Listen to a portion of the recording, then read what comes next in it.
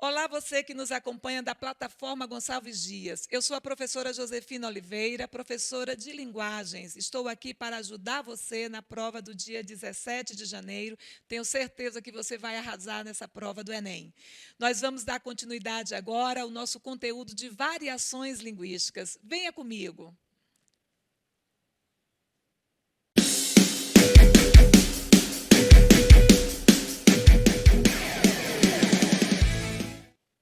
Bom, no vídeo anterior, nós conversamos sobre língua e linguagem. Falei alguns conceitos básicos, em relação à linguagem verbal, à linguagem não verbal, falei da linguagem mista. Agora nós vamos falar das variações linguísticas. Por isso que eu disse, entender variações linguísticas, você só consegue quando você percebe que a língua, ela não se manifesta de uma mesma forma. Você trabalha com possibilidades de expressão dessa língua, com possibilidades diferentes. Então, não vamos pensar que sempre que trabalhamos a questão da linguagem, da língua, melhor associando, nós temos que trabalhar na preocupação com a linguagem formal. Nós trabalhamos a linguagem culta quando nós estamos vivendo situações de formalidade, situações que nos exigem a adequação desse nível culto, que é o que vai acontecer com você no momento da redação. Você precisa fazer seu texto com preocupação com a gramática normativa, com a preocupação com a norma culta. Mas quando você está em situações informais, você vai utilizar a língua de maneira espontânea. Neste caso, você vai trabalhar com o que nós denominamos de variações linguísticas, que estaria associado ao que nós chamamos de gramática natural. A gramática formal determina o nível culto da língua, utilizamos quando estamos em situações de formalidade, e a gramática natural, nós utilizamos as variações linguísticas que vão representar o que nós chamamos de linguagem coloquial ou linguagem informal.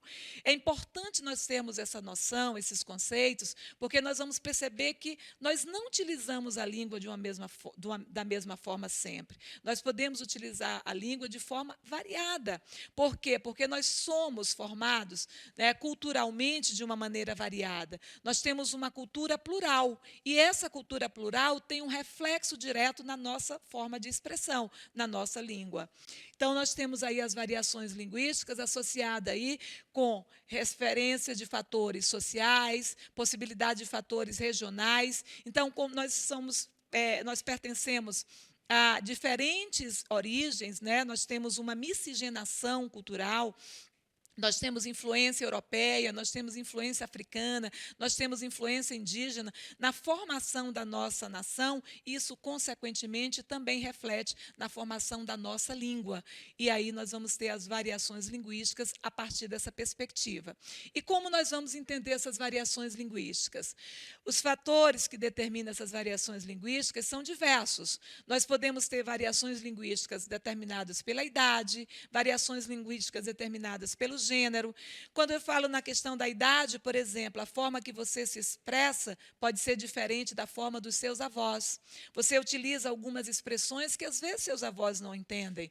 Por exemplo, você no final do dia diz, vó, estou vazando. O que você quer dizer? Que você está saindo, está indo embora. E quando você diz estou vazando, ela pergunta por onde, meu filho? Por quê? Porque essa expressão não faz parte do cotidiano linguístico da avó. Então, a idade aí interfere na forma de expressão. Também levamos em consideração o gênero, a forma de falar do gênero masculino, diferente do gênero feminino. Nós temos também possibilidade dos grupos sociais, às vezes determinando o nível de escolaridade, pessoas com grupo de grupo social de escolaridade mais elevado, fala diferente, pessoas com grupo social de escolaridade diferenciada. Então, tudo isso determina variações linguísticas. Teríamos associado também as profissões, a forma de falar de um médico, por exemplo, diferente do advogado, diferente de um economista, diferente de um engenheiro. Então, todas essas profissões também podem associar aí formas diferentes do falar da nossa língua. Nível de escolaridade, que eu já coloquei também, associado aí também a grupos sociais, ou regiões.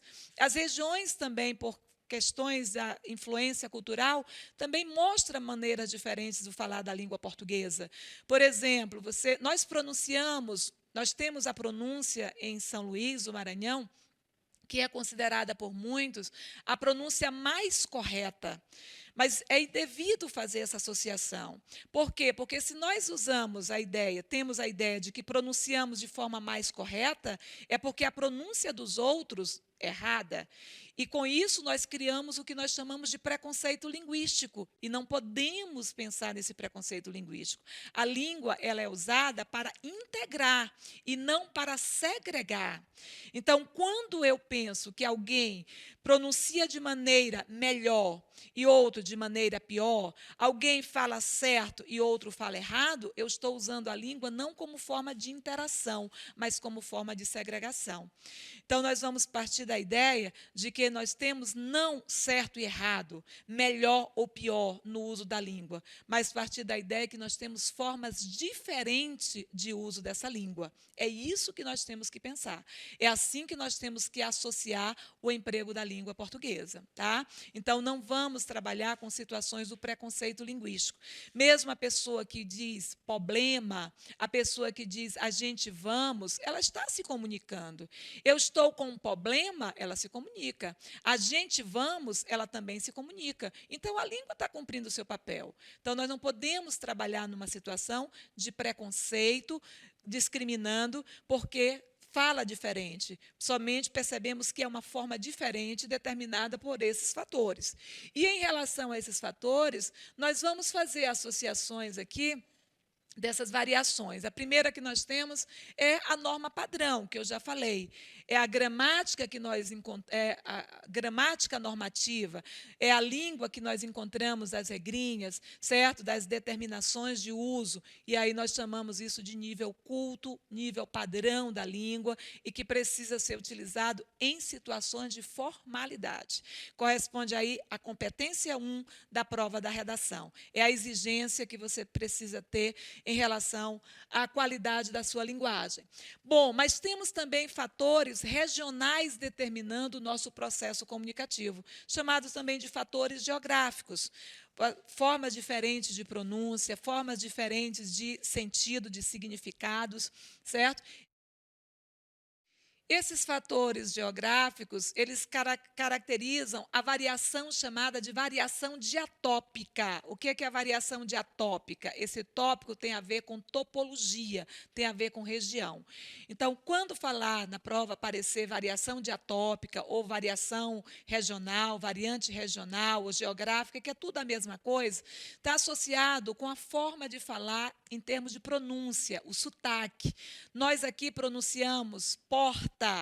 O paulistano, por exemplo, pronuncia porta, ele puxa o R. Olha aí, é a forma diferente. Não é certo e errado. Nós não pronunciamos certo e eles pronunciam errado. Não, pronunciamos somente diferentes por causa da região. Nós pronunciamos aqui tia. Em Pernambuco, eles pronunciam tia. Então, sempre que houver uma diferença de pronúncia, caracteriza a variação diatópica. A mesma coisa quando há diferença de sentido. Por exemplo, aqui nós chamamos de Jussara, no Maranhão. No Pará, eles chamam de açaí. E eu nem gosto aqui no Maranhão, quando o pessoal começa a chamar de açaí. Quem é maranhense da gema chama de Jussara. O termo nosso é Jussara. Nós aqui chamamos de abóbora. Em outras regiões, eles chamam de jerimum, eles chamam de moranga. Então, olha como muda para dar a referência do mesmo termo, mas com, aliás, termos diferentes para identificar a mesma coisa. Nós falamos aqui, por exemplo, ata, em algumas regiões eles chamam fruta do conde. Então, quando se fala de expressões de algumas regiões, nós caracterizamos também como variação diatópica, além de associar aspectos também de construções frasais, algumas expressões que são bem características de algumas regiões, né? Bom, além desses fatores, o exemplo colocado aqui foi o que eu já comentei, né? Diferentes palavras, né? O aipim, a mandioca, a macaxeira, Aqui nós chamamos de macaxeira, né? Bolo de macaxeira. Lá para a região sudeste, eles chamam de bolo de aipim. Abóbora, jerimum, moranga, que é a abóbora que nós chamamos, o sacolé, o dindim, o geladinho. O maranhense chama de dindim. Tem que chamar é dindim. Negócio de sacolé, sacolé lá para o paulista. Paulista e carioca, né? Aí temos também a referência do sotaque caipira, a forma de expressão do sotaque caipira.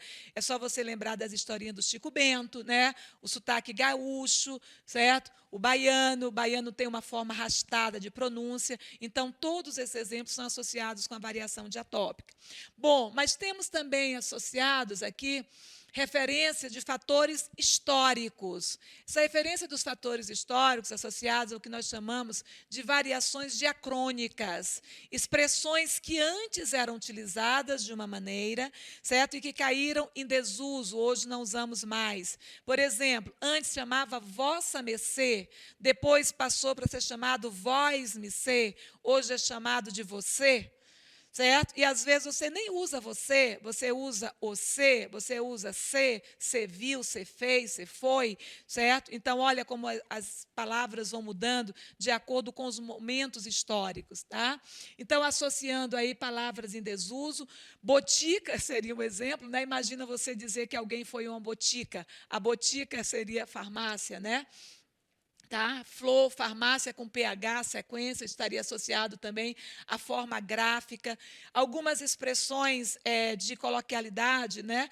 Chato de galocha, que não é uma expressão mais que você utiliza, tá? Mas com certeza seus pais utilizavam. Catar coquinho, certo? Por exemplo, como é que você chama hoje um rapaz bonito? De gatinho? Uma moça bonita? De gatinha? Quando eu era adolescente, era chamado de quê? Um rapaz bonito? De pão. Olha aí, ó, hoje ninguém chama bonito de pão, chama de gatinho, certo? Como era chamado uma garota bonita? De brotinho. Olha como já ficou em desuso, já caiu de moda. Então, isso é chamado de variação diacrônica, determinado por momentos históricos distintos. Temos também fatores sociais, caracterizando as variações diastráticas. É importante lembrar desses nomezinhos. A diastrática vem de extrato social, de classes sociais, de camadas sociais. Então, às vezes, você consegue perceber se a pessoa pertence a uma camada social culturalmente mais elevada ou dentro de uma camada social mais baixa a partir da sua forma de expressão, certo? A partir das suas pronúncias, das suas concordâncias, e essas variações, elas são chamadas de variações diastráticas. O exemplo associado aí, ó, de acordo com o laudo, você está com um processo de intumescência resultante de uma lesão inflamatória e necrose subcutânea. Olha, ele ficou desesperado. Meu Deus, doutor, e quanto tempo eu tenho de vida? Tá? Oh, não se preocupe, é só um furúnculo. Olha como ele usa uma linguagem sofisticada, porque ele tem um nível de escolaridade mais elevado. Utiliza aí o que nós chamamos de jargões. O que são jargões? São expressões associadas a uma área de conhecimento mais específico, associado principalmente ao uso de profissionais, né? Aí temos também situações, né, fatores situacionais, caracterizando a variação diafásica. Situacionais é aquele exemplo que eu falei em relação à entrevista. Você vive uma situação formal, você usa o nível culto. Se você utiliza uma situação, vive uma situação de formalidade, você usa a gramática espontaneamente, utiliza a língua espontaneamente, caracterizando a linguagem formal em situações informais e a linguagem formal em situações formais. Olha o exemplo associado. Um advogado no tribunal, ele diz: é evidente que a testemunha está faltando com a verdade. Tá? O mesmo advogado conversando com o amigo, está na cara que a testemunha está enrolando. Olha aí, ó, eles comunicam a mesma coisa, só que ele está numa situação formal, precisa encontrar palavras mais formais, no outro ele está numa situação informal, trabalhando com uma forma de expressão mais espontânea. Isso é que nós associamos como variações. Atentem que é importante perceber que as variações linguísticas precisam ser respeitadas, elas precisam ser valorizadas como parte da nossa língua, porque se assim não fizermos, nós vamos cair no preconceito linguístico. E o preconceito linguístico precisa ser evitado, porque a língua serve como integração e não como forma de segregação na comunicação, ok? Até a nossa próxima aula. Um abraço enorme aí para você.